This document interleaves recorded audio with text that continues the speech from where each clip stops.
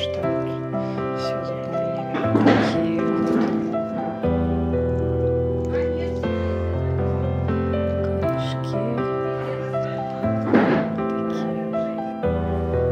Такие аспарагусом заполняем весь горшок. Это у нас вот такие клубни, они впитывают воду и вот так питаются водой, но их настолько бывает много, что они заполняют весь горшок, поэтому насадка растений завершена.